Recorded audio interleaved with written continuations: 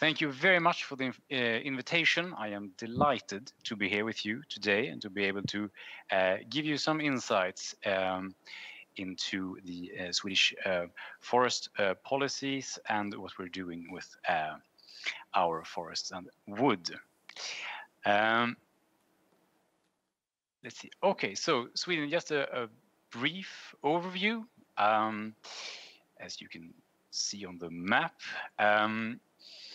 the population in Sweden is roughly 10.2 million inhabitants, and the land area is 41 million hectares.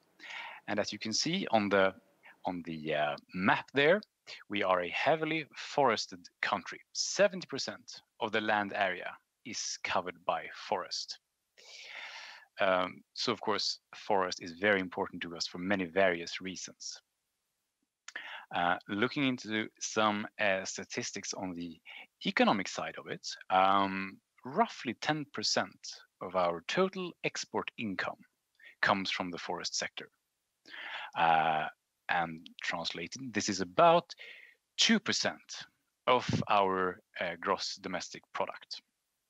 The figure isn't in the presentation, but roughly 70,000 people are employed in the forest sector. And if we look higher up in the value chain, that number rises to roughly 120,000. Sorry, I was a little too fast there. The forest ownership aspect is important for us.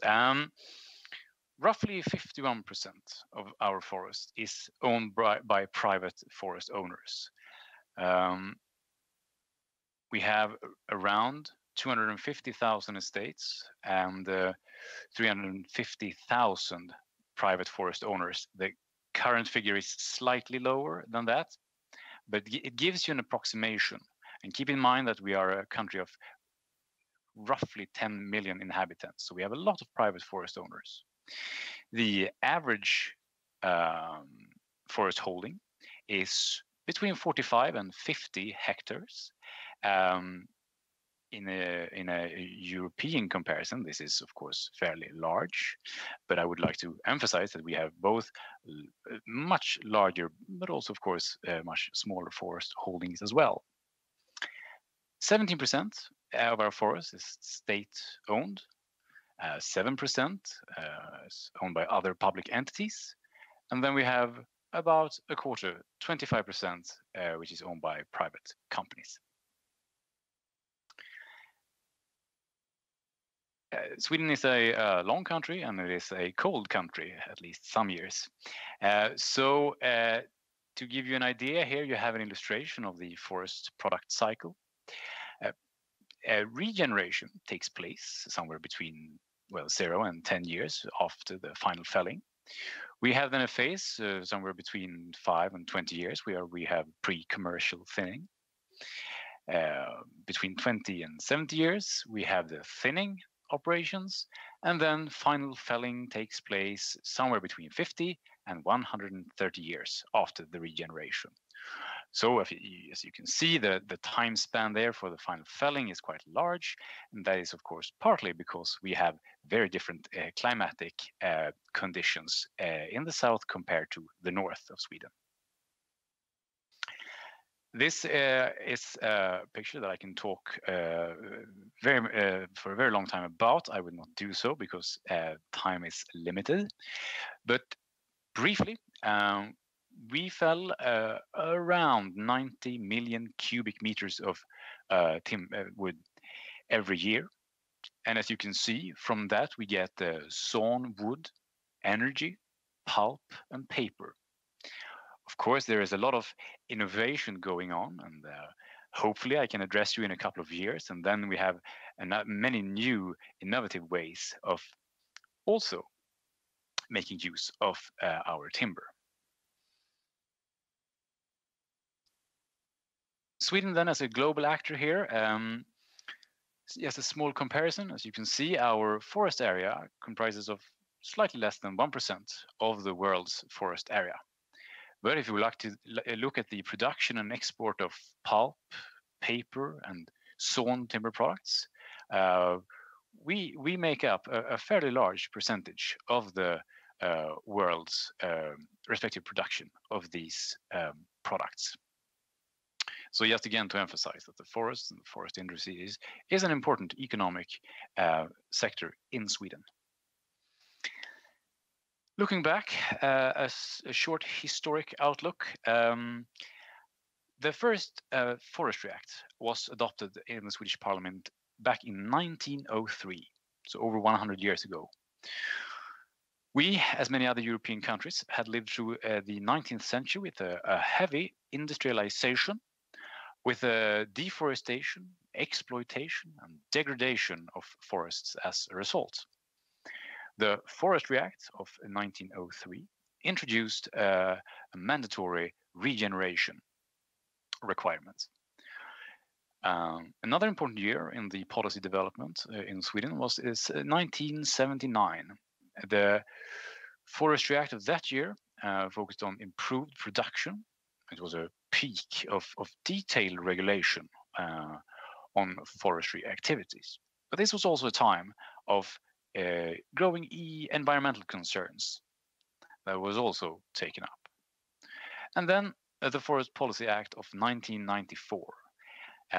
Here, the two co-equal goals were enshrined in the Swedish law, stating that the forest policy was to aim for two equal goals: forest production and biodiversity conservation. And this is, by and large, what still runs as a guiding principle through our forest policy. The Swedish Forestry Act, I will not go through it in detail, but then again, we have the two co-equal goals. But it's also worth mentioning that this is a framework legislation. We have demands for notifications before final felling. We still have the mandatory regeneration after final felling. It's been in our law now, as I said, for over 100 years. Environmental considerations during forest operations, consideration to indigenous peoples, and preventive control of insect pests are some of the main components of our legislation. And looking both from a policy and a legal aspect, the multifunctionality of our forests is really a key aspect and a guiding principle. The forest has many functions, and we aim to balance those functions and various interests in an integrated and holistic manner. That is a very important part, to keep it integrated. Now, turning to what we have on the table currently, I will tell you a little bit about Sweden's National Forest Program. And then, unfortunately, I mixed up the order here, so I would then go on to tell you a little bit about the initiative Wood City Sweden. I will mention very briefly about the work on the future bioeconomy strategy, and then I will tell you about the so-called forest report. So, beginning with Sweden's National Forest Program. In 2018, the Swedish government adopted a strategy for the National Forest Program and an action plan with specific measures in relation to the strategy. And the core of the National Forest Program is the broad dialogue on the role forests play to ensure a sustainable society and a growing bioeconomy. Here, I hope that you can see there's an awful lot of information on this slide, but this is an illustration of the content, but also the underlying ideas of the National Forest Program. The program is built on a vision, and the vision is: forests, our green gold, will contribute to creating jobs and sustainable growth throughout the country and contribute to the development of a growing bioeconomy. This vision is then divided into 5 focus areas. We have the first focus area, sustainable forest management with greater climate benefits. The second focus area, multiple uses of forest resources for more jobs and sustainable growth throughout the country. The third one is world-class innovation and processed forest products. Fourth focus area is sustainable use and conservation of forests as a profile issue in Sweden's international cooperation. And then the fifth one, which is a focus area of its own, but it's also underlining the other ones. A knowledge leap to ensure that sustainable use and conservation of forests. And then an action plan with specific measures in relation to the different focus areas. And I would say that in relation to wood and wood construction, you will find the most operative parts in the third focus area, that is world-class innovation and processed forest products. There you would find measures and actions such as developing a Nordic industrial wood construction, innovative and sustainable house building in wood, and a new policy for architecture and design. All of them, of course, focused on wood as the constructing material. Yes, I already mentioned this, but so these 5 main areas, the Swedish government considers key to achieving the vision of the forest program and contributing to the 2 co-equal objectives of Swedish forest policy that I already mentioned, to provide a valuable yield and at the same time preserve biodiversity. I will now, I don't have a slide for it unfortunately, but the Wood City Sweden. Wood City Sweden, the origin of it is a national wood construction strategy that the government had from 2005 to 2008. This sparked a very, very positive engagement. So in 2013, the government assigned one of the northernmost county administrative boards with an official government assignment. The assignment was to, together with interested municipalities, to develop cost-effective and innovative wood construction methods, to increase the knowledge of wood as a building material, and to get municipalities to build in wood, thereby contributing to the attainment of Sweden's national climate goals. This then developed over time into the association Wood City Sweden. Wood City Sweden today hosts seminars, facilitate dialogue between different actors to encourage building in wood. I also said that I will mention a few words on the future bioeconomy strategy. The government is currently developing Sweden's bioeconomy strategy. It is under the construction, and some of my close colleagues are working intensively with it. It is too soon to say anything about the content, but I hope that I will have the possibility to address you in the future and tell you more about the bioeconomy strategy. Then finally, I just want to draw your attention to that we have something called the Swedish Government Official Reports. That is the name of an official series of reports, committees appointed and convened by the government for the analysis of issues in anticipation of a proposed legislation. In 2019, the so-called Forest Report was initiated.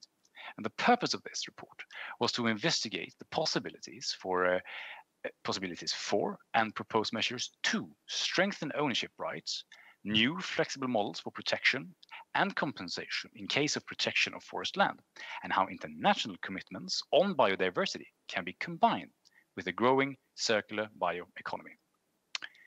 The final report was submitted to the Swedish government in November last year. It was a very sizable report and it contained several recommendations.